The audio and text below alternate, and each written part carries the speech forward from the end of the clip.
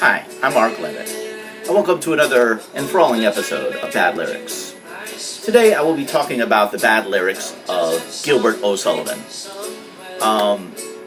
Now, before I begin, I'm pretty confident in advance that this might be my most least watched, is that correct?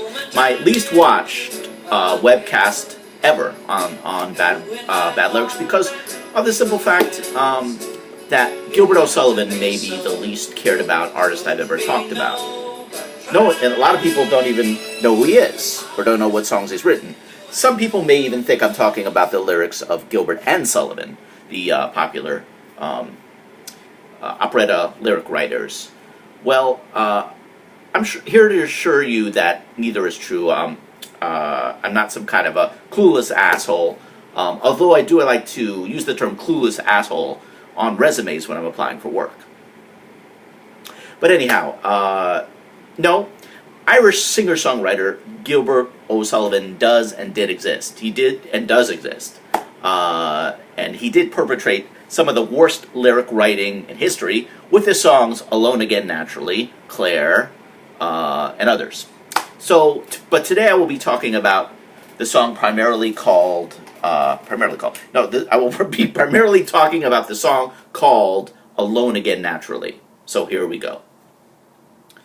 Now, the song Alone Again Naturally probably contributed to more suicides than any other song, with the exception of perhaps the Kansas song Dust in the Wind.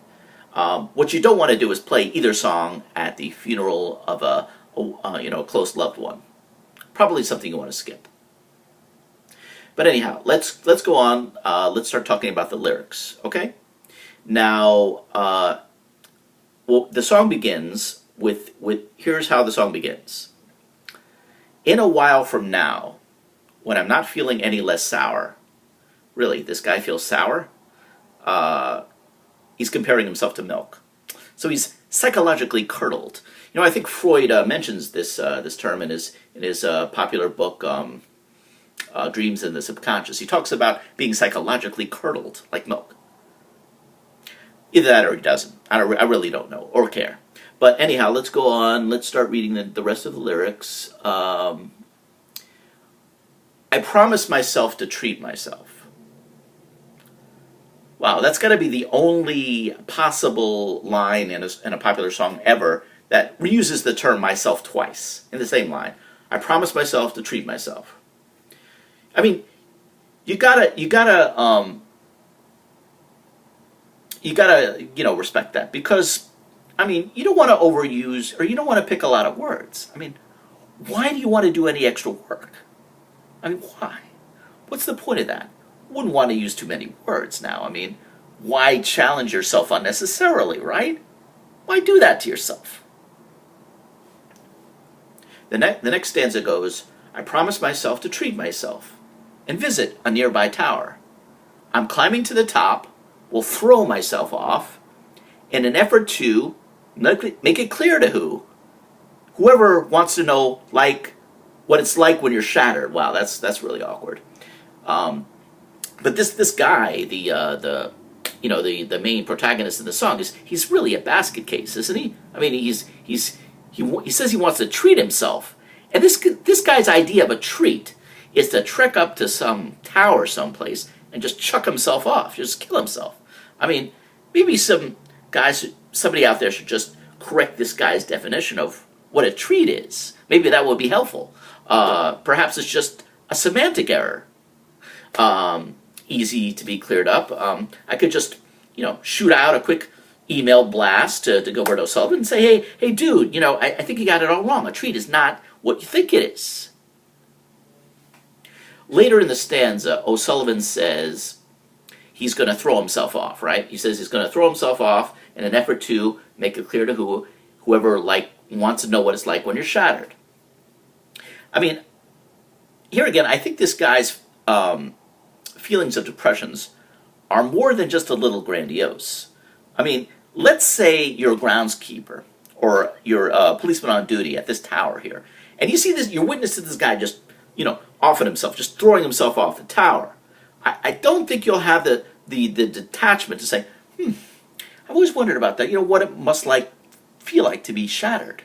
But that's what it is. Now I have my answer. No, you're not going to think about that at all. You're going to say, shit, man, this guy offed himself here on my watch. I got to clean this guy's guts off the concrete. I got to do all this shitty paperwork. I mean, what the hell, man? I mean, and again, this guy is...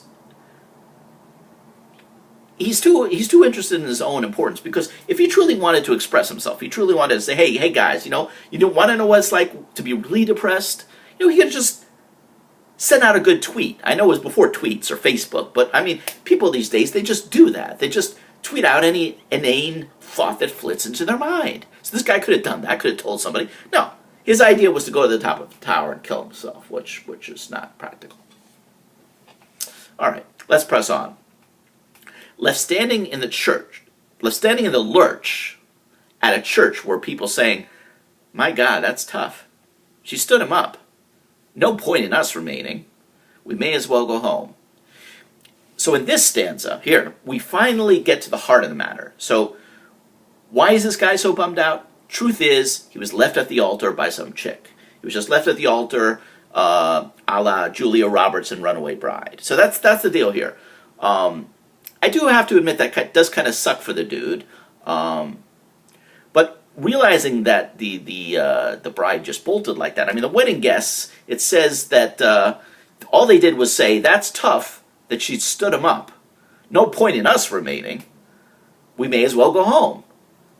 Wow, that's real sensitive, guys. I mean, much better than a new toaster or blender. I mean, you give this guy your complete emotional ambivalence.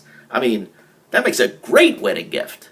I mean, I'm going to request that when the next time I get married and want to, register myself at one of those wedding registries at Bed Bath & Beyond. I'm going to request a little emotional ambivalence. Alone again, naturally. To think that only yesterday I was cheerful, bright, and gay. Now this is an interesting line here, right? He says he's cheerful, bright, and gay. Now the most common sense meaning to the word gay is that you're happy, right?